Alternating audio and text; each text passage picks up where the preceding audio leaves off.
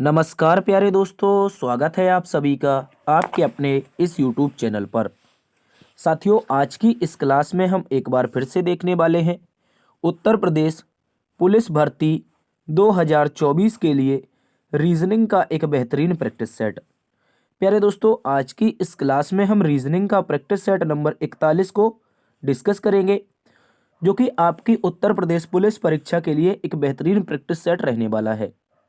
और दोस्तों, यदि आपने इससे पहले के 40 पाठ जो पिछले करवाए गए हैं आपने नहीं देखे हैं तो समय निकाल के जरूर देखिएगा। यूपी पुलिस के लिए पिछले पार्ट्स भी सारे के सारे बहुत ही इम्पोर्टेंट साबित होंगे।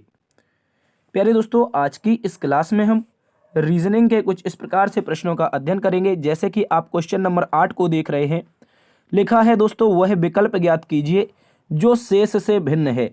यानी कि 4 आपके सामने आकृतियां दे रखी हैं बेहतरीन तरीके से। इनमें से दोस्तों बताना है ऐसी कौन सी आकृति है जो 3 अन्य आकृतियों से संबंध नहीं बनाती है। इसके अतिरिक्त हम क्वेश्चन नंबर 25 को देखेंगे, जिसमें लिखा गया है विद्यार्थी, शिक्षक और विद्यालय। विद्यार्थी, शिक्षक और विद्यालय, इनके बीच का सही बेन आरेख क्या बनेगा। तो इस तरह के बेहतरीन प्रैक्टिस सेट के अंदर क्वेश्चनों को डिस्कस करेंगे। शुरुआत करते हैं दोस्तों आज की इस क्लास की।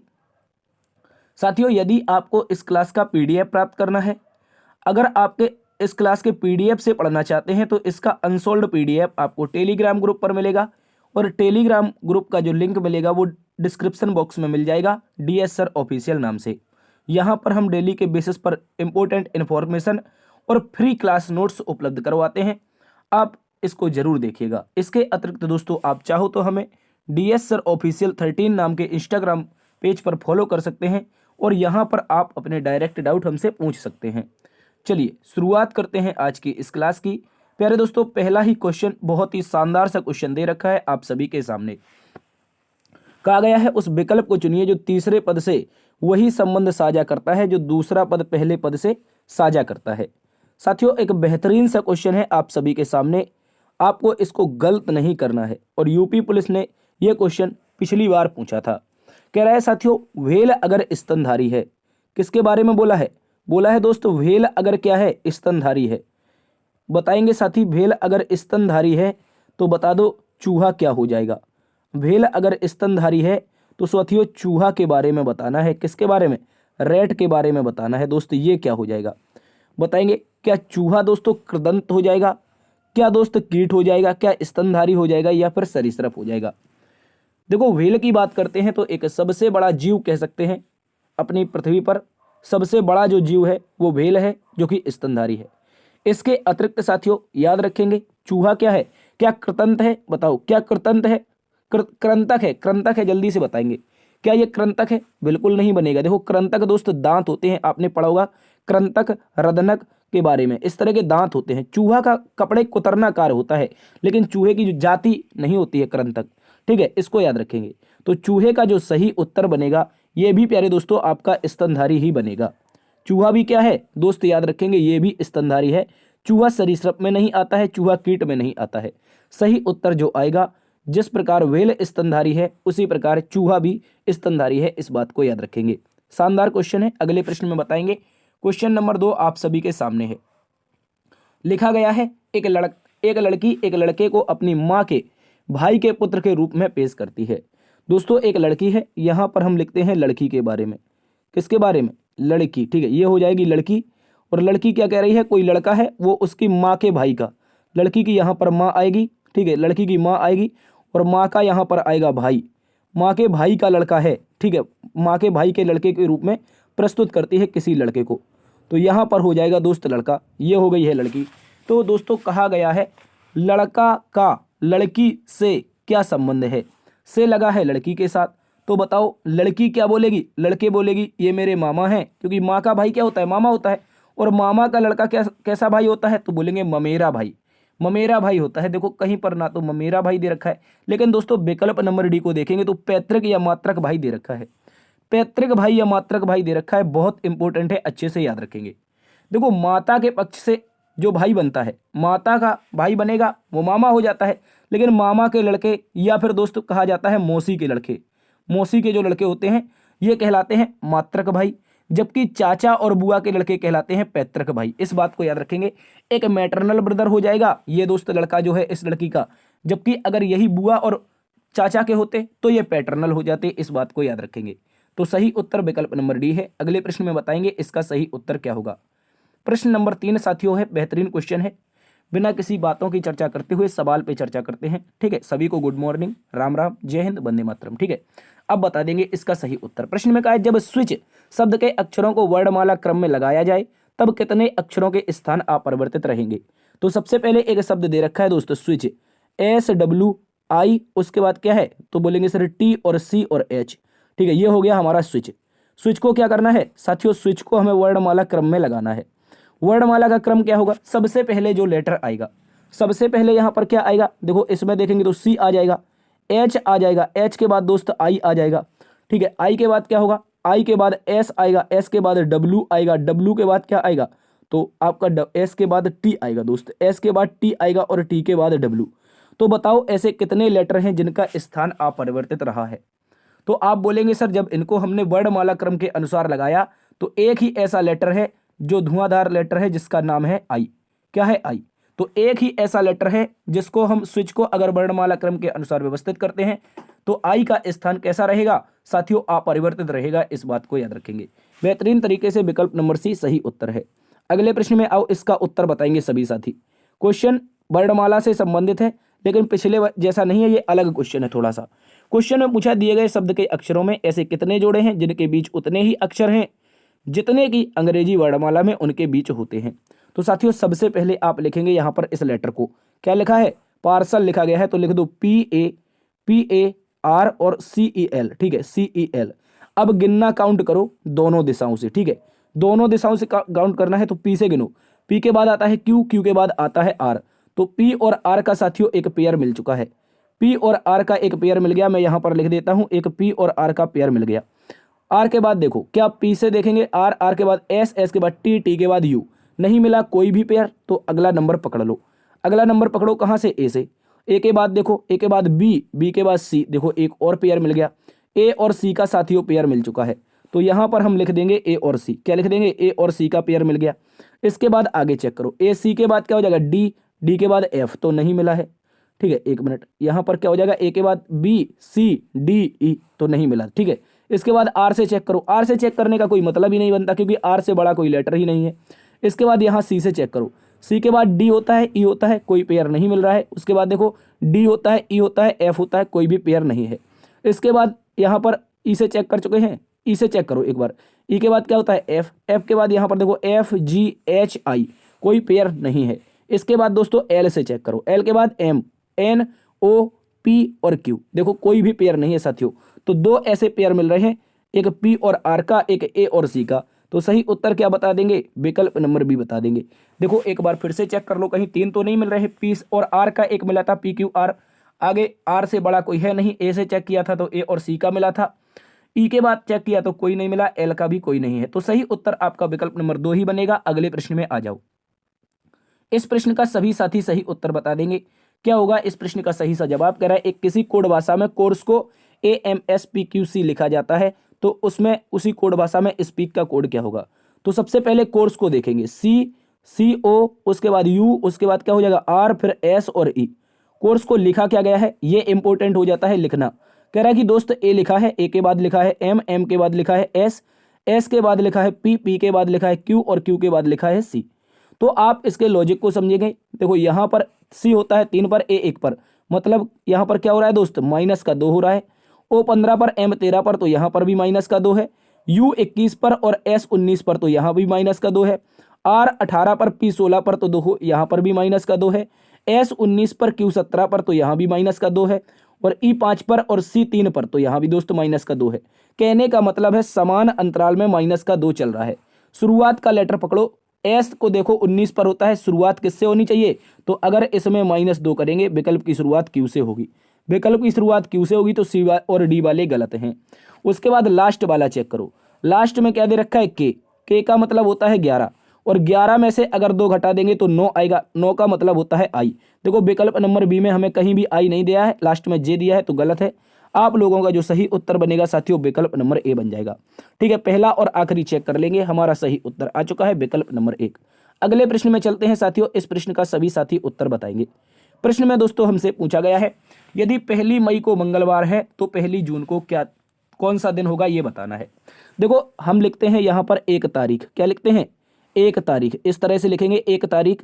1 तारीख को क्या है, यहाँ पर 1 मई लिखा है दोस्तों, 1 मई लिखा है, याद रखेंगे 1 मई की तारीख को क्या है, तो दोस्त 1 मिनट, इसको तारीख हटा देते हैं, मई लिख देते हैं सीधा। ठीक है, यहाँ पर जो 1 मई है दोस्तों, जो 1 मई है यहाँ पर क्या है, तो साथी बोलेंगे 1 मई को है मंगलवार। क्या है दोस्तों, मंगलवार है, तो इस तरह से हम यहाँ पर 1 मई को मंगलवार रख देंगे। बताना किसका दिन है, 1 जून का। किसका बताना है दोस्त, 1 जून का। तो क्या मई के बाद सीधा जून आता है, आप बोलेंगे बिल्कुल आता है। तो मई में कितने दिन बचे सर, 31 दिन होते हैं, दिन बचे हैं 30। 1 जून तक जाना है तो 1 जून का लिख लो। टोटल दिन कितने हैं सर, 31। 1 मई से 1 जून के बीच के दिन कितने, 31। 7 से भाग लगाएंगे तो रिमाइंडर आएगा 3। कितना आएगा साथियों, रिमाइंडर आएगा 3। इस रिमाइंडर 3 को कहां पर जोड़ेंगे, मंगलवार में। मंगल के बाद क्या हो जाएगा, बुध बृहस्पति और शुक्रवार। क्या हो जाएगा, बुध बृहस्पति और शुक्रवार। आप सभी का सही उत्तर बनेगा साथियों, शुक्रवार दे रखा है कौन से विकल्प में, विकल्प नंबर बी में। दोस्तों विकल्प नंबर बी आप सभी का सही उत्तर हो जाएगा। मंगल में 3 जोड़ेंगे तो मंगल के बाद बुध बृहस्पति और तीसरा शुक्रवार, तो इस तरह से सही उत्तर आपका विकल्प नंबर बी ही बनेगा दोस्त, याद रखेंगे। अगले प्रश्न में चलते हैं, इस प्रश्न का सही उत्तर बता देंगे सभी साथी। क्या होगा इस प्रश्न का बिल्कुल सही जवाब, कह रहा है उस आकृति का चयन करें जो शेष से अलग हो। कौन सी ऐसी आकृति है जो शेष से अलग है। देखो यहाँ पर 1 लाइन है, 2 लाइन है, 3 लाइन है, 4 लाइन है। 1 लाइन, 2 लाइन, 3 लाइन, 4 लाइन। ठीक है, 4 लाइन, 3 लाइन, 2 लाइन, 1 लाइन। यहाँ पर भी 1, 2, 3 और 4। साथियों लाइनों की जो संख्या है वो सभी में बराबर दिखाई दे रही है। इसका मतलब क्या है कि कौन सा वाला विषम बता सकते हैं, जल्दी से बताओ साथियों। यहाँ पर लाइनों की जो संख्या है वो सभी में समान आ रही है, तो इस तरह से कैसे इसका विषम बता सकते हैं। कोई है ऐसा योद्धा जो इसका उत्तर बता सके। देखो इसको आप लोग समझो अच्छे से। यहाँ पर जो लॉजिक चल रहा है वो 1 से पहुंचे 2 पर, 2 से पहुंचे 3 पर, 3 से पहुंचे हैं 4 पर।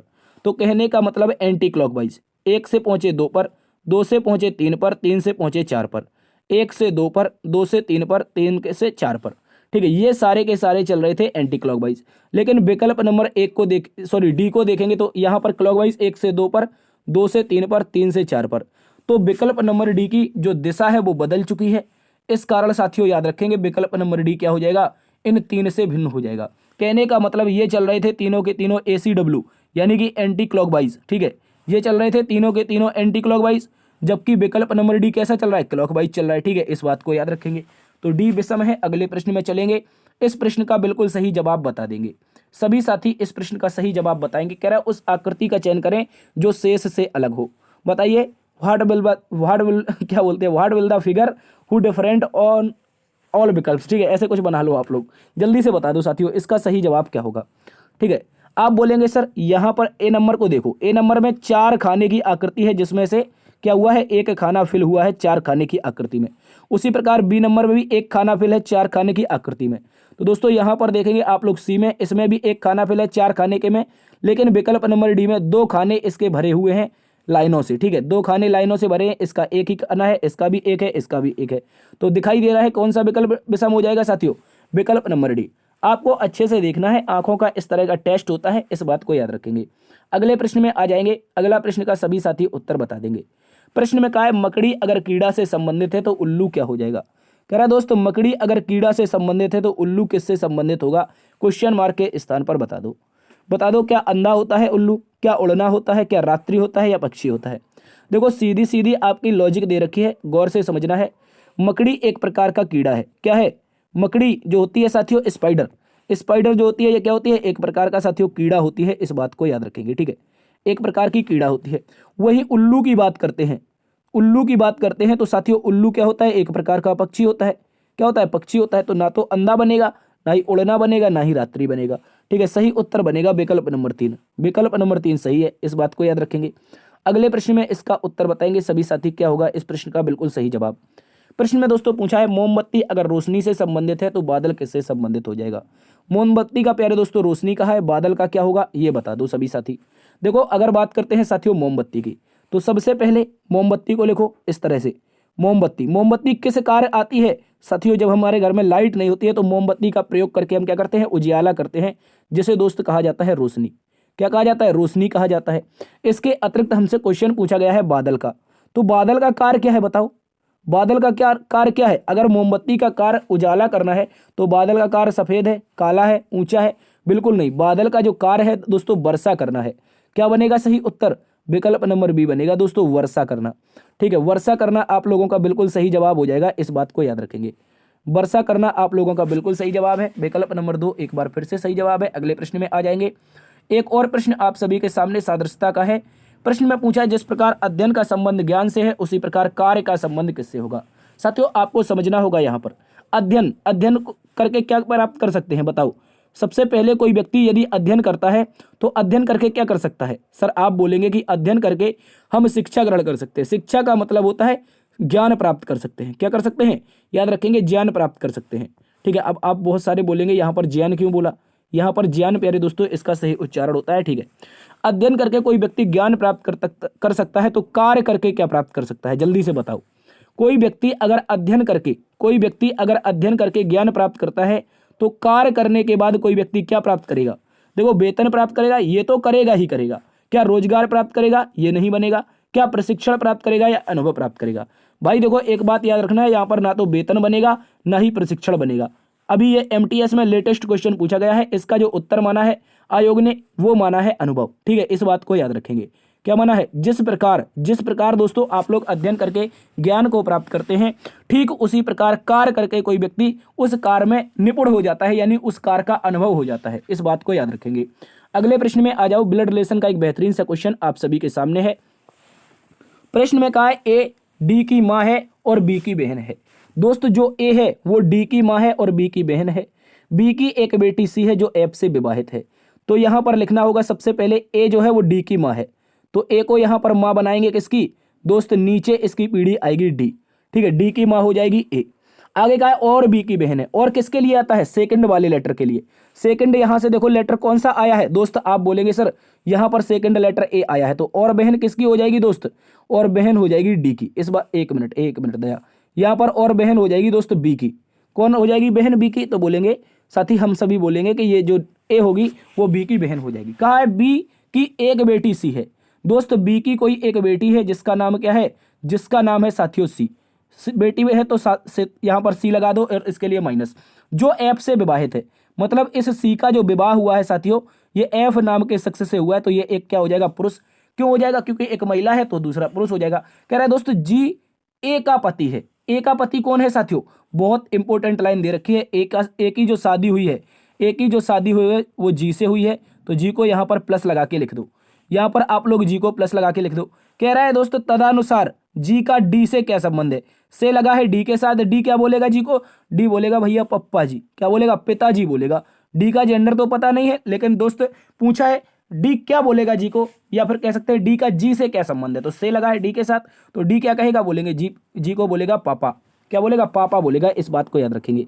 अगले प्रश्न में आओ। एक कोडिंग ब्लड रिलेशन का बेहतरीन सा क्वेश्चन है। ऐसे प्रश्न को देख के आपको बिल्कुल भी नहीं घबराना है, चुटकियों में इसका आंसर आएगा, आपको केवल समझना होगा। प्रश्न में कहा है X dollar Y X Y का पुत्र है, X at the rate Y X Y का पति है, X star Y X Y की बहन है, और X hashtag Y X Y का क्या है दोस्त? माता है। तो दोस्तों इस व्यंजक का मान बताना है। ये एक छोटू सा व्यंजक दे रखा है, बता दोगे इसका मान? तो पहले देखो पी डॉलर क्यू का मतलब है आगे वाला दोस्त पीछे वाले का पुत्र है। आगे कौन है? एक्स पीछे वाले वाई का पुत्र है, तो इनमें देखो आगे पी है, पीछे वाले क्यू का पुत्र है, तो क्यू का दोस्तों पुत्र बनाना पड़ेगा किसे? तो यहां पर हम रखते हैं क्यू को। क्यू का पुत्र बना देंगे किसको? याद रखेंगे पी को। आगे वाला पीछे वाले का पुत्र है, तो ये पी हमारा पुत्र बन जाएगा। आगे देखो हैशटैग का मतलब है आगे वाली जो है वो पीछे वाले की माता है। आगे वाली कौन? आगे वाली क्यू माता है दोस्त किसकी? पीछे वाले वी की। तो क्यू को क्या बनाएंगे साथियों? क्यू को क्या बनाएंगे? क्यू को माँ बनाएंगे, किसकी बनाएंगे? तो दोस्तों वी की बनाएंगे। वी इस तरह से यहां पर आ जाएगा। आगे लिखा है एट द रेट का मतलब है आगे वाला पीछे वाले का पति है, तो आगे वाला वी पति किसका हो जाएगा? पीछे वाले बी का हो जाएगा। बोलो इनकी शादी करवा दें बी से, तो बी क्या बनेगी? एक महिला बनेगी। चूंकि वी एक पति आ चुका है तो अगला जो बी होगा वो क्या हो जाएगी? महिला हो जाएगी। प्रश्न में क्या पूछा है? तो पी किस प्रकार बी से संबंधित है? से लगा है बी के साथ। देखो से लगा है किसके साथ? बी के साथ। तो बी के बी क्या बोलेगी पी को? बी बोलेगी ये मेरे पति हैं, और पति का या तो देवर होता है या तो साथियों जेठ होता है। पति का भैया या तो देवर हो जाएगा या तो जेठ हो जाएगा, इस बात को याद रखेंगे। विकल्प नंबर डी सही है। ऐसे ही प्रश्न आपसे पूछे जाते हैं, इंपॉर्टेंट है, अच्छे से याद रखेंगे। अगले प्रश्न में आ जाओ। एक और बेहतरीन सा क्वेश्चन नंबर 14 दे रखा है। क्वेश्चन में कहा है निम्नलिखित समीकरण का मान क्या होगा? बताएंगे सभी साथी इसका बेहतरीन सा मान क्या आ रहा है। क्वेश्चन में कहा गया निम्नलिखित समीकरण का मान क्या होगा यदि जो भाग है उसका अर्थ जोड़ है, जोड़ का अर्थ घटाव है, घटाव का अर्थ गुणा है और गुणा का अर्थ भाग है। जल्दी से बता देंगे। हमने बताया है दोस्त, जब भी ऐसा प्रश्न आता है तो बिना प्रतीकों के लिखना है। देखो लिखो 54 को, 54 के बाद लिखेंगे 6 को, 6 के बाद लिखेंगे 7 को, 7 के बाद लिखेंगे 8 को, 8 के बाद लिखेंगे 2 को, और बराबर में प्राप्त करना है। क्या हो जाएगा? प्रतीक बदल दो सारे के सारे। गुणा का अर्थ भाग है, लास्ट वाली लाइन में दे रखा है। माइनस का जो अर्थ है दोस्तों गुणा है, यहां पर कर दो। और जो भाग आया है, भाग का अर्थ जोड़ है, और दोस्तों जोड़ है, जोड़ का अर्थ क्या है? घटाव है। इस बात को याद रखेंगे। बोर्ड मास का सभी साथी प्रयोग करेंगे। बोर्ड मास का प्रयोग, भाग पहले सॉल्व होगा। 6 9 54, 6 9 54 गुणा में 7, ठीक है, प्लस में 8 और माइनस में क्या हो जाएगा? 2। 9 7 63 दोस्तों, 9 7 63 प्लस में 8 और माइनस में 2, 63 8 हो जाएगा। 71 में से 2 जाएगा तो 69 आएगा। क्या आएगा साथियों? 69 आएगा, जो कि विकल्प नंबर 3 में दिया है बेहतरीन तरीके से। विकल्प नंबर 3 साथियों सही उत्तर हो जाएगा। यह भी प्रश्न आपसे पूछा जा सकता है, मोस्ट इंपोर्टेंट क्वेश्चन है। अगले प्रश्न में आएंगे सभी दोस्त। इस प्रश्न का सही जवाब बता देंगे। क्या होगा इस प्रश्न का एकदम से सही जवाब? प्रश्न में दोस्तों कहा गया है एक निश्चित कूट भाषा में माइनस प्लस को प्रदर्शित करता है, प्लस गुणा को प्रदर्शित करता है, गुणा भाग को प्रदर्शित करता है और भाग माइनस को प्रदर्शित करता है। तो निम्नलिखित प्रश्न का मान ज्ञात करें। तो हमने बताया है जब भी ऐसा प्रश्न आना है बिना प्रतीकों के लिखो। तो 20 लिखेंगे, 20 के बाद 6 लिखेंगे, 6 के बाद 5 लिखेंगे, 5 के बाद लिखेंगे 20, 20 के बाद क्या लिखेंगे दोस्तों? 14 लिखेंगे। इसी तरह के इसको सोल्व कर देना है। सोल्व करो, प्रतीकों को बदलो। प्लस का अर्थ क्या है? गुणा है। प्लस का अर्थ है गुणा, और जहां पर गुणा हो रखा है, जहां पर गुणा हो रखा है उसका अर्थ क्या है? भाग है। देखो ये लिखा है गुणा भाग को प्रदर्शित करता है, तो गुणा के स्थान पर भाग कर दिया। लास्ट में लिखा है भाग माइनस को प्रदर्शित करता है, तो भाग आया है 5 और 20 के, यहां पर माइनस कर दो। जहां पर माइनस है वो प्लस को प्रदर्शित करता है, इस तरह से। अब साथियों बोर्ड मास का प्रयोग करेंगे। तो यहां पर क्या हो जाएगा? 20 गुणा में 6 और बटे में 1 मिनट, 20 गुणा में दोस्त 6 बटे में 5, इस तरह से। और यहां पर हो जाएगा माइनस 20 और प्लस में 14, ठीक है, इस तरह से। देखो इसके बाद अब देखना होगा आप लोगों को, अब आप लोगों को देखना होगा यहाँ पर 20 माइनस 14, 20 प्लस 14 हो जाएगा लास्ट में, ठीक है, इस बात को याद रखेंगे। अब देखो यहां से काटेंगे 5 चौके 20, 4 का गुणा होगा 6 में, तो कितना हो जाएगा? 24 और माइनस का 20, और यहाँ पर दोस्त क्या होगा? प्लस का 14। देखो माइनस का 20 और प्लस का 24 है, तो कितना बचेगा यहाँ पर? यहाँ पर साथियों बचेगा 4 और प्लस में है 14, तो 14 4 कितना हो जाएगा साथियों? 18 हो जाएगा। क्या हो जाएगा? 18 हो जाएगा। कौन से विकल्प में है? एक बार फिर से विकल्प नंबर सी में है। जल्दी से बताओ क्या ये भी क्वेश्चन समझ में आया है आप लोगों को? देखो दूर से देखने से कुछ नहीं होगा दोस्त, आपको पेन चलाना पड़ेगा, इसलिए आपके क्वेश्चन आ जाएंगे बहुत जल्दी जल्दी, ठीक है, इस बात को याद रखेंगे। तो क्या 18 इसका सही उत्तर आ रहा है? बिल्कुल आ रहा है। एक बार फिर से चेक कर लेते हैं। माइनस को क्या कहा था दोस्त? माइनस को कहा था प्लस, तो हमने लास्ट में माइनस का प्लस किया। और आगे डिवाइड दे रखा है, डिवाइड को कहा था माइनस, हमने कर दिया है। और दोस्त जहां पर गुणा था उसको डिवाइड कहा था, गुणा का अर्थ डिवाइड था, और जहां पर प्लस था उसका अर्थ गुणा था। बिल्कुल सही जवाब है विकल्प नंबर 3। अगले प्रश्न में आ जाओ। अगले प्रश्न में पूछा क्वेश्चन नंबर 16, कहा गया है साथियों निम्नलिखित प्रश्न में दिए गए विकल्पों में से विषम अक्षर को ज्ञात करो। तो कैसे करते हैं? सभी का प्लेस वैल्यू रखना सीखो। सबसे पहले आपको बिल्कुल किसी के बहकावे में नहीं आना है। 8 लिखो, एच का 8 लिखो, एफ का 6 लिखो और डी का लिखो 4, ठीक है। दूसरा नंबर देखो 19 लिखो, किसका? एस का, क्यू का लिखो 17 और ओ का लिखो 15। यहाँ पर जेड का देखो, जेड का लिखेंगे 26 और एक्स का लिखेंगे कितना? एक्स का लिखेंगे 24 और आगे लिखेंगे दोस्तों वी का 22, ठीक है, यानी कि 22। अब आगे चेक करो, आगे बी का कितना हो जाएगा? 2 हो जाएगा, बी का 2 हो जाएगा, तो यहाँ पर जेड का हो जाएगा 26 और यू का कितना हो जाएगा? 21 हो जाएगा। तो बताओ विषम कौन सा है? हमने अलग कलर से लिख दिया। कैसे? देखो यहाँ पर -2 -2 -2 -2 -2 -2, यहाँ पर दोस्त आपका -2 हो तो रहा है, लेकिन दोस्त यहाँ पर तो माइनस का 5 हो गया। इसका मतलब क्या है दया? क्वेश्चन नंबर विकल्प नंबर 4 में गड़बड़ है। विकल्प नंबर 4 में गड़बड़ है साथियों, इस बात को याद रखेंगे। यही इसका विषम हो जाएगा, इस बात को अच्छे से याद रखना है। देखो जिसको समझ में नहीं आया वो एक बार फिर से समझो। यहाँ पर 8 में से 2 जाएगा 6, 2 में से जाएगा यहाँ पर 6 में से 2 जाएगा 4, एस 19 क्यू 17, 2 गया फिर 2 गया। यहाँ पर जेड 26 एक्स 24 और वी 22, सभी में -2 हो रहा है, लेकिन दोस्त यहाँ पर -2 हो तो रहा था, अगले वाले में -5 हो गया। इस कारण ये क्या है? विषम है। अगले प्रश्न में आ जाओ। एक और बेहतरीन सा क्वेश्चन है विषम के लिए। बता दो इस प्रश्न का बिल्कुल सही जवाब क्या होने वाला है। कह रहा है निम्नलिखित में से कौन सा शब्द शेष से संबंध नहीं रखता है। बहुत इंपॉर्टेंट है, ये भी यही पूछा है, नहीं रखता है। देखो सबसे पहले लिखा गया है वर्ग, वर्ग के बाद पंचभुज, पंचभुज के बाद षटभुज। तो देखो वर्ग को कैसे लिखते हैं, वर्ग में 4 भुजाएं होती हैं, चारों भुजाएं समान होती हैं। पंचभुज को कुछ इस तरह से लिखा जाता है, देखो हम बना रहे हैं, ये वर्ग बना है अभी। इस पंचभुज को कुछ इस तरीके से लिखा जाता है, इस बात को याद रखेंगे। देखो ऐसे बनता है, ये पंचभुज होता है, ये होता है पंचभुज, इस तरह का होता है पंचभुज। तो ये पंचभुज हो गया, ठीक है, इसमें 5 भुजाएं हो गई। षटभुज कैसे बनता है दोस्त, षटभुज कुछ इस तरीके का बनता है, षटभुज कुछ हमारा इस तरीके का बनता है। लेकिन कोण तो भैया कोई भी एंगल हो सकता है, कोण तो कोई भी हो सकता है, ये तो आकृतिबंध ही नहीं होती है कोण में। तो ये हमारा क्या हो जाएगा, विकल्प नंबर डी विषम हो जाएगा, क्योंकि ये दे रखा है एक एंगल, जबकि अन्य क्या है, अन्य आपकी आकृतियां हैं, इस बात को याद रखेंगे। अगले प्रश्न में आ जाओ, इसका सही उत्तर बता देंगे। एक बेहतरीन सा जवाब है आप सभी के सामने, इसका देंगे, एक बेहतरीन सा क्वेश्चन है, इसका जवाब देंगे आप लोग, ठीक है। कह रहा है निम्नलिखित शब्द युग्मों में से असंगत युग्म का चयन करें। बहुत ही इंपॉर्टेंट क्वेश्चन है दोस्तों, यूपी पुलिस में यह क्वेश्चन आप लोगों से पूछा गया था 2018 के पेपर में। कह रहा है पति पत्नी है, पिता पुत्री है, और यहाँ पर चाचा भतीजी है और माता पुत्र है। तो देखो यहाँ पर सबसे पहले लिखेंगे पति पत्नी है भाई, क्या है, याद रखेंगे पति और पत्नी, पति और पत्नी, इस बात को याद रखेंगे। आगे लिखा है पिता, आगे लिखा है पिता, पिता के साथ में क्या लिखा है, पुत्री लिखा है, पिता के साथ में पुत्री लिखा है। आगे देखो चाचा लिखा है, चाचा लिखा है, और क्या लिखा है दोस्तों, भतीजी, क्या लिखा है, भतीजी, इस बात को याद रखेंगे। और आगे लिखा है माता, क्या लिखा है, माता लिखा है, और यहाँ पर लिखा है पुत्र। तो विषम क्या होगा साथियों, आप बोलेंगे सर जो विषम होगा वो विकल्प नंबर 1 होगा, विकल्प नंबर 1 होगा। अब कैसे होगा विकल्प नंबर 1, साथियों ये दोनों के दोनों एक ही जनरेशन के दे रखे हैं, जबकि पिता होता है ऊपर की जनरेशन का, पुत्री नीचे की जनरेशन की, चाचा ऊपर की जनरेशन का, भतीजी नीचे की जनरेशन की, माता ऊपर की जनरेशन की, और पुत्र आपके नीचे की जनरेशन का। लेकिन पति पत्नी तो दोनों एक जैसे होते हैं ना, मतलब एक ही जनरेशन के, कहने का मतलब है ये तो एक ही जनरेशन के हैं, लेकिन 3 विकल्प कैसे हैं, एक ऊपर की जनरेशन, एक नीचे की जनरेशन, विषम हो जाएगा ए नंबर। अगले प्रश्न का उत्तर बता दो, एक बेहतरीन सी सीरीज आप सभी के सामने है, क्या होगा इस सीरीज का सही जवाब। प्रश्न में दोस्तों कहा उस संख्या का चयन करें जो निम्न श्रेणी में प्रश्नवाचक चिन्ह के स्थान पर आ सकती है। देखो साथियों इसको समझना होगा आप लोगों को। सबसे पहले देखो इनका अंतर देख रहे हैं तो 1 का अंतर पता चल रहा है, लेकिन जैसे ही अगला अंतर देख रहे हैं दोस्तों ये घटने लगा है बड़ा सा, ठीक है, यहाँ पर 4 का हो गया। अगला देखो, अगला देखेंगे तो 75 में से घटाओ 66 को, 75 में से 66 घटाओगे 15 में से 9 जाएगा, यहाँ पर हो जाएगा 0। कहने का मतलब है दोस्त यहाँ पर हमारा अंतर 9 का है। देखो यहाँ पर आपको अब समझ में आ गया होगा सर क्या लॉजिक है, लॉजिक क्या है तो गौर से समझो। यहाँ पर 1 का स्क्वायर लिखा है, यहाँ पर दोस्त 2 का स्क्वायर लिखा है, ये लिखा है 3 का स्क्वायर, तो अगला जो घटेगा वो 4 का स्क्वायर घटना चाहिए। क्या घटना चाहिए दोस्त, 4 का स्क्वायर घटना चाहिए, और 4 का स्क्वायर होता है 16, तो यहाँ पर घटेगा 16। 66 में से 16 जाएगा, 66 में से 16 जाएगा साथियों, क्या बचेगा, आप बोलेंगे 50 बचेगा, क्या बचेगा 50। तो इस जो क्वेश्चन मार्क होगा इसका स्थान कौन सा नंबर लेगा, 50 लेगा।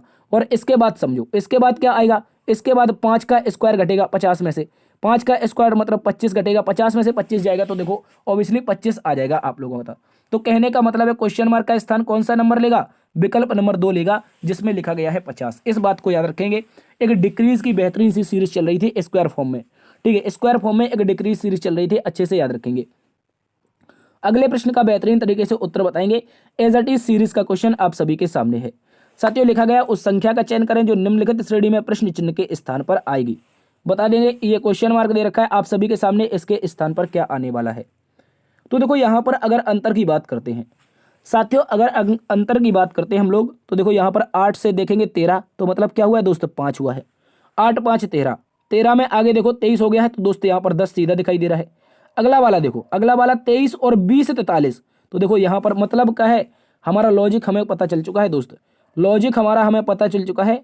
क्या हो रहा है, डबल नंबर हर बार में जुड़ रहा है, हर बार में देखो 5 का डबल, 5 का 2 गुना, उसके बाद 10 का 2 गुना, और अब की बार में 20 का 2 गुना, 20 का 2 गुना होता है 40, तो यहाँ पर जुड़ेगा कितना दोस्त 40 जुड़ेगा। और 43 में साथियों जैसे ही 40 जुड़ेगा, 43 में जैसे ही 40 जुड़ेगा तो कितना हो जाएगा 83 83 हो जाएगा, कितना हो जाएगा साथियों 83 हो जाएगा, इस बात को याद रखेंगे। तो क्वेश्चन मार्क का स्थान जो लेगा वो विकल्प नंबर 3 लेगा 83। अब देखो क्या 83 रखने से आगे सीरीज कंटिन्यू हो रही है, तो यहाँ पर हम रख देते हैं 83, 83 के बाद 40 का डबल कितना हो जाएगा 80, तो 80 और 83 जोड़ के देखो 8 8 16 163, बिल्कुल सही है दोस्त, सीरीज बराबर कंटिन्यू कर रही है, और यहाँ पर अगली बार में 160 जुड़ जाएगा, ठीक है दोस्त, इस बात को याद रखेंगे। विकल्प नंबर सी सही उत्तर है। क्वेश्चन मार्क का स्थान 83 लेगा। अगले प्रश्न में आ जाओ। एक बेहतरीन सा कोडिंग डिकोडिंग का क्वेश्चन है, इसका उत्तर बताएंगे सभी साथी। कह रहा है यदि कैब को 6 के रूप में, बेड को 40 के रूप में कूटबद्ध किया जाता है तो हेड का कोड क्या होगा। तो सबसे पहले हम लिखेंगे कैब, CAB। दोस्त क्या लिखना है, CAB लिखना है। बिल्कुल भी समय व्यर्थ नहीं करना है, समय बहुत इंपॉर्टेंट है आप लोगों का। C होता है दोस्त 3 पर, C कितने पर, 3 पर, A होता है 1 पर और B होता है 2 पर। तीनों का आपस में कर दो गुणा, तीनों का आपस में गुणा कर देंगे। 3 दूनी 6, 6 एकम 6। दोस्त कितना हो जाएगा, 6 हो जाएगा। देखो ये 6 ही तो दे रखा था। इसके बाद ढूंढो बेड कहाँ पर लिखा है।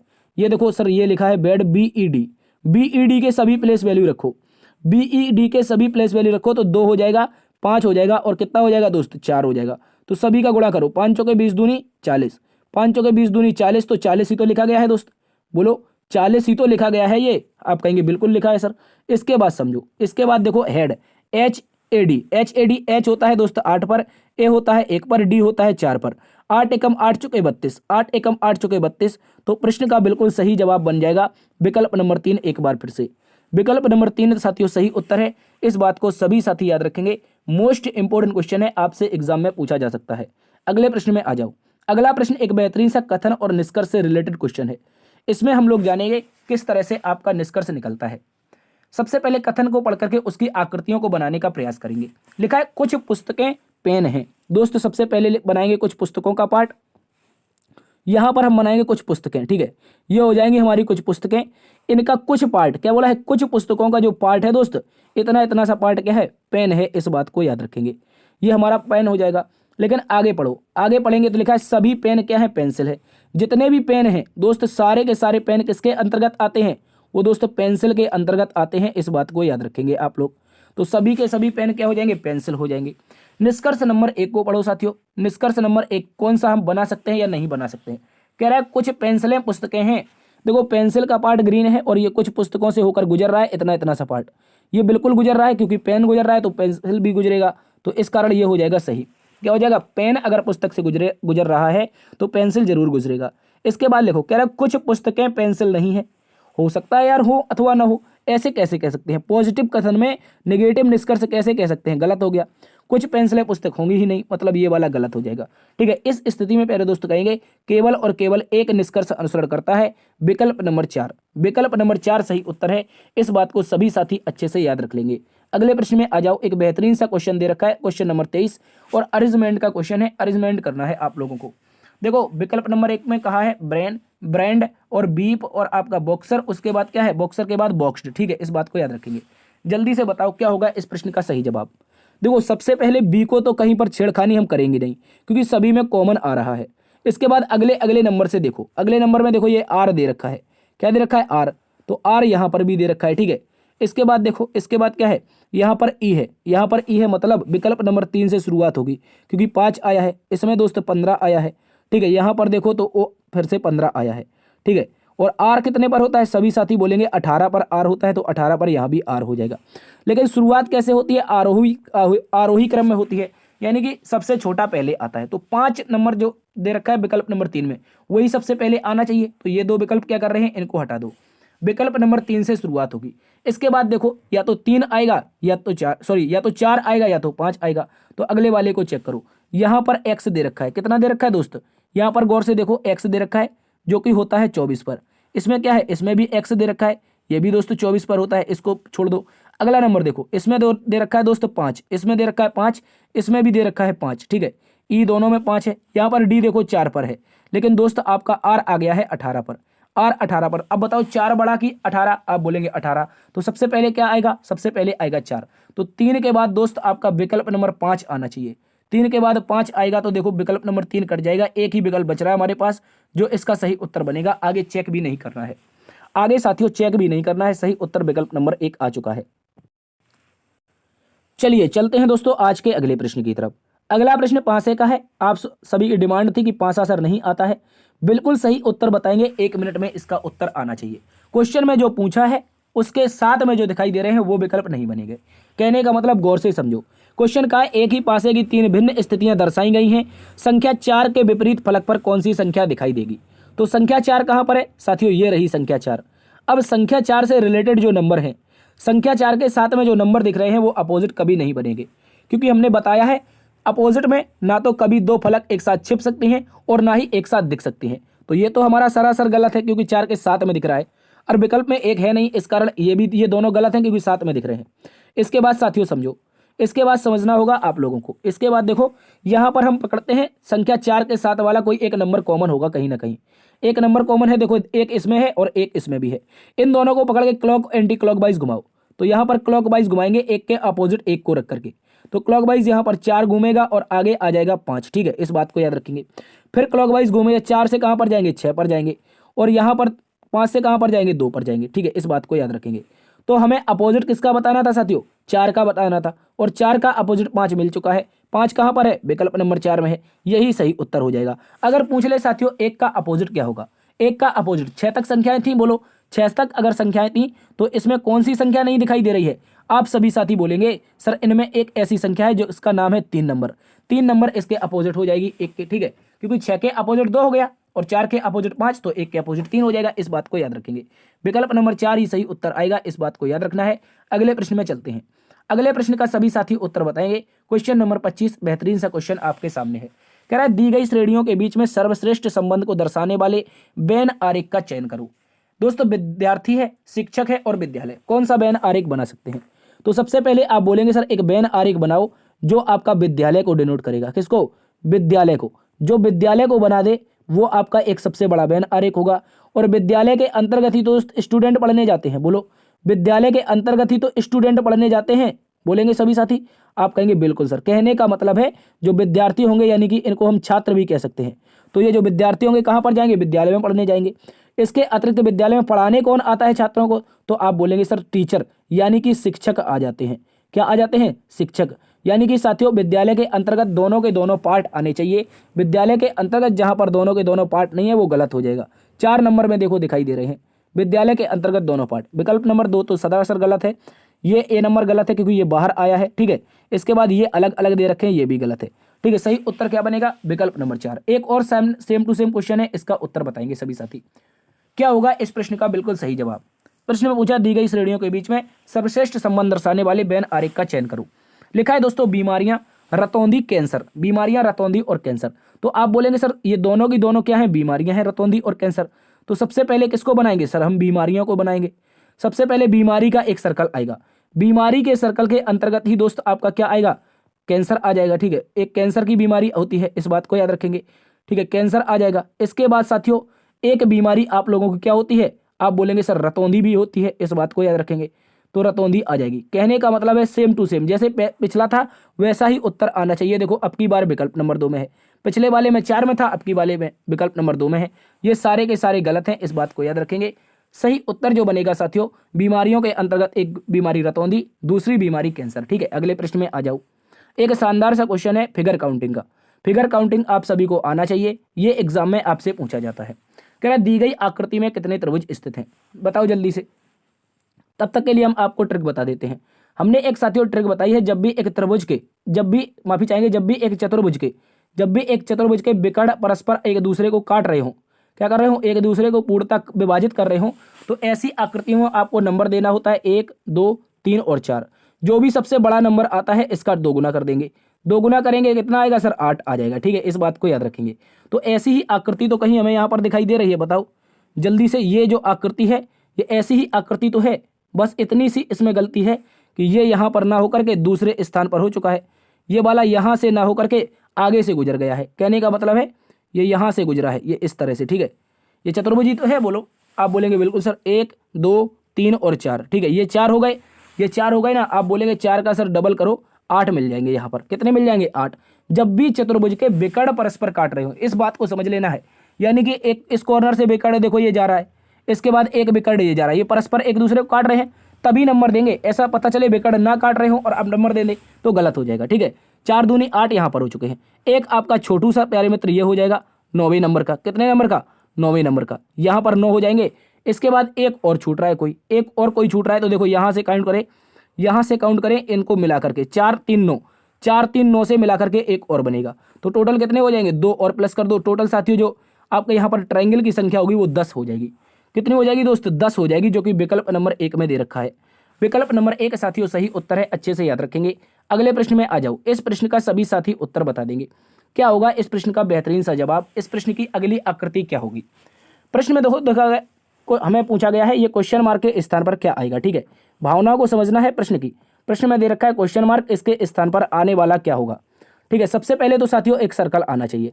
इसमें सर्कल तो आएगा ही आएगा, बोलो इसमें सर्कल तो आएगा ही आएगा। लेकिन साथियों सबसे पहले समझो, ये एरो की दिशा पहले पश्चिम की ओर है, फिर दक्षिण की ओर है, अब की बार में हो गई पूर्व की ओर। तो अब कहाँ पर नहीं हुई है? उत्तर की ओर नहीं हुई है। तो एरो की जो दिशा होगी वो उत्तर की ओर होनी चाहिए। तो देखो यहाँ पर पश्चिम है, यहाँ पर दक्षिण है, दोनों के दोनों कट जाएंगे। एरो की दिशा कहाँ पर होगी साथियों? उत्तर की ओर होगी। ठीक है, इस बात को याद रखेंगे। उत्तर की ओर हमारी एरो की दिशा हो चुकी है। इसके बाद समझो, पहले एक डॉट आया था, फिर 2 डॉट आए, फिर 3 डॉट। तो अगले वाले में कितने डॉट सर? 4 डॉट आने चाहिए। कितने आने चाहिए? 1 2 3, 1 मिनट ये ज़्यादा बड़े हो गए। ठीक है, कितने आने चाहिए? 1 2 3 4। ठीक है, 4 डॉट आने चाहिए। तो इनको हम क्या बनाएंगे? 4 डॉट बनाएंगे। 1 मिनट यार, कितने डॉट बनाएंगे आप लोग जल्दी से बताओ। 3 आ चुके हैं तो 4 अपने आने चाहिए यहाँ पर। और इसके बाद ये आकृति यहाँ से कटी होगी। ठीक है, इस तरह से, क्योंकि देखो पहले यहाँ पर कटी थी, फिर ऊपर कट गई, अब इस दिशा में कटी तो अब की बार नीचे कटेगी। तो ये जो आकृति दिखाई दे रही है एज अ टीज विकल्प नंबर 4 है दोस्त, एज अ टीज। क्योंकि यहाँ पर सर्कल 3 है तो ये गलत हो जाएगा।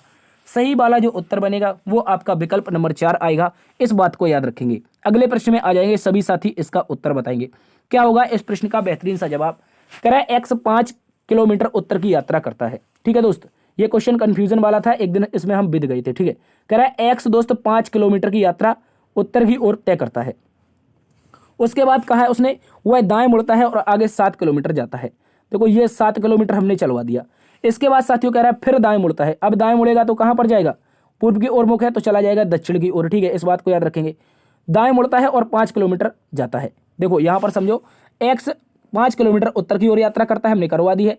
और दाएं मुड़ता है और आगे 7 किलोमीटर जाता है। दाएं मुड़ा के हमने 7 किलोमीटर ये देखो चलवा दिया है। इसके बाद कह रहा है फिर से दाएं मुड़ता है और 5 किलोमीटर आगे यात्रा करता है। ठीक है, ये वाली दिशा, अब यहाँ पर यात्रा 5 किलोमीटर कर ली। कह रहा है अब वो है किस दिशा में जा रहा है? किस दिशा में जा रहा है? तो बोलेंगे ये नीचे की दिशा कौन सी होती है साथियों? नीचे की दिशा हमेशा दक्षिण की ओर होती है। नीचे वाली दिशा कौन सी होती है? दक्षिण की ओर। तो विकल्प नंबर क्या हो जाएगा? डी सही उत्तर है। क्या पूछा है? किस दिशा में जा रहा है? तो जाएगा नीचे की ओर, विकल्प नंबर डी सही है। अगले प्रश्न में आ जाओ। एक बेहतरीन सा क्वेश्चन है कैलेंडर का। कैलेंडर का क्वेश्चन है, ऐसा प्रश्न भी आपसे पूछ सकता है कैलेंडर में। कह रहा है एन वरुण से 300 दिन बड़ी है, संदीप एन से 50 सप्ताह बड़ा है। यदि संदीप मंगलवार को पैदा हुआ तो वरुण किस दिन पैदा हुआ? एक मोस्ट इंपोर्टेंट क्वेश्चन साथियों, इस बात को याद रखेंगे। सबसे पहले देखो हम यहां पर लिखते हैं एन को। किसको लिखेंगे? हम लिखेंगे सबसे पहले एन को। 1 मिनट, यहां पर क्या लिखेंगे? हम लोग लिखेंगे, यहां पर हम लिखेंगे एन को। ठीक है, ये हो जाएगी हमारी एन। एन एक लड़की है, कह रही वरुण से 300 दिन बड़े है, तो वरुण को हम यहां पर लिख लेते हैं। ठीक है, वरुण को लिख लिया हमने यहां पर। इसके बाद साथियों हमसे बोला गया है संदीप एन से 50 सप्ताह बड़ा है, तो संदीप यहां पर आ जाएगा। ठीक है, इस तरह से समझना होगा आप लोगों को। कह रहा है दोस्तों यहां पर हमसे कहा है जो वरुण है वो एन से 300 दिन छोटा है, ऐसा भी तो कह सकते हैं। बताओ, अगर एन वरुण से 300 दिन बड़ी है तो वरुण एन से कितने दिन छोटा है? सर 300 दिन छोटा है। ठीक है, इस बात को याद रखेंगे। इसके बाद देखो एन से 50 सप्ताह बड़ा कौन है साथियों? एन से 50 सप्ताह बड़ा है संदीप। सवाल में सीधा सीधा दे रखा है एन से 50 सप्ताह बड़ा कौन है? संदीप है। इस बात को याद रखेंगे। अब देखो 50 सप्ताह और 300 दिन, यहां पर क्या है? यहां पर साथियों दिन है, और यहां पर क्या है? यहां पर हम लोगों के सप्ताह है। तो क्यों ना सप्ताह को दिन में बदल लें। सप्ताह को दिन में बदलने क्या करते हैं? 7 का गुणा करते हैं। तो 50 सप्ताह मतलब 7 गुणा मतलब कितने दिन हो जाएंगे? 350 दिन। कितने दिन? 350 दिन। क्वेश्चन में हमें संदीप से कहां तक जाना है? वरुण तक जाना है। तो देखो संदीप से वरुण तक जाएंगे तो संदीप के यहां पर 350 दिन है। 350 दिन बड़ा है संदीप एन से। तो एन के और यहां पर वरुण के बीच के जो 300 दिन है, और संदीप के और एन के बीच के 300 दिन है, 350 दिन है, इनमें से घट जाएंगे क्या? जल्दी से बताओ। अगर हमें वरुण का दिन निकालना है तो 350 में से हम 300 घटा देंगे, 350 में से 300 दिन घटा देंगे, तो इस तरह से हमारा आ जाएगा 50 दिन का गैप। यहां पर अगर देखेंगे, यहां पर आप देखेंगे कितने दिन का आ जाएगा? 50 दिन का गैप। तो देखो 50 दिन 7 से भाग लगाओ, 7 से भाग लगाएंगे। जल्दी से बताओ इसका सही उत्तर क्या होगा? रिमाइंडर आएगा साथियों 1। जल्दी से बताओ, रिमाइंडर आ जाएगा 1। क्या ये सही है? आप बताओ, क्या दोस्त हम सही कर रहे हैं? बिल्कुल से आप बता दो, क्या कर रहे हैं? बिल्कुल नहीं कर रहे हैं यार, बिल्कुल भी सही नहीं कर रहे हैं, बिल्कुल गलत कर रहे हैं। कैसे गलत कर रहे हैं? देखो हमारे यहां पर दिन आ चुके थे 350। ठीक है, 350 दिन। अब हमें अगर संदीप से वरुण तक जाना है साथियों, तो 350 दिन तो सीधे सीधे ये थे और 300 दिन ये थे।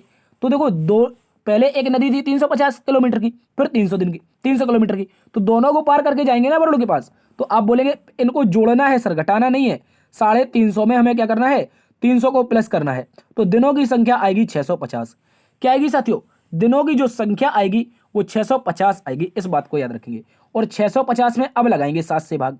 अब लगाओ 7 से भाग, 7 9 के 63, 7 9 के 63, और उसके बाद कितना बचेगा, 7 9 63, 7 9 63, तो बचेगा कितना हमारा, 30 बच जाएगा। क्या बोलो, जल्दी बताओ।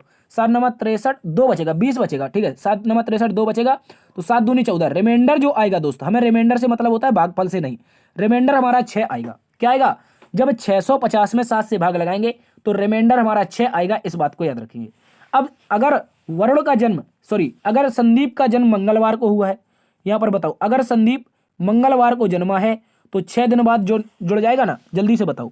अगर वरुण जो है, माफी चाहेंगे, जो अगर संदीप है मंगलवार को जन्मा है तो बताओ 6 दिन बाद कितना, कौन सा दिन आता है, मंगलवार के 6 दिन बाद कौन सा दिन आता है, क्योंकि 6 रिमाइंडर आया है।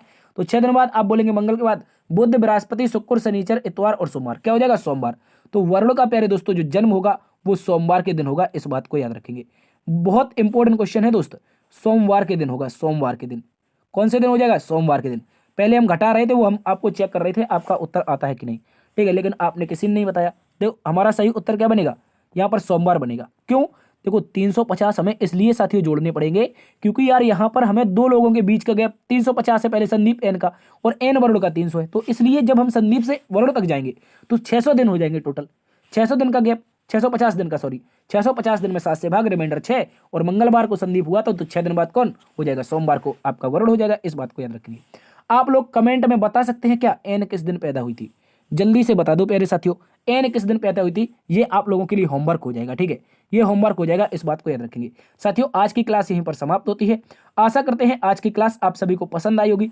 यदि पसंद आई है तो सेशन को एक बार से लाइक कीजिए, सेशन को अपने दोस्तों में ज़्यादा से ज़्यादा शेयर कीजिए, और अभी तक चैनल सब्सक्राइब नहीं किए तो आप इसको सब्सक्राइब भी कर लीजिए। देखते रहिए साथियों आपका अपना परिवार लर्न विद DS सर। मिलते हैं एक नई क्लास में, तब तक के लिए अपना ख्याल रखना। मिलते हैं एक नई वीडियो में, तब तक के लिए जय हिंद, जय भारत।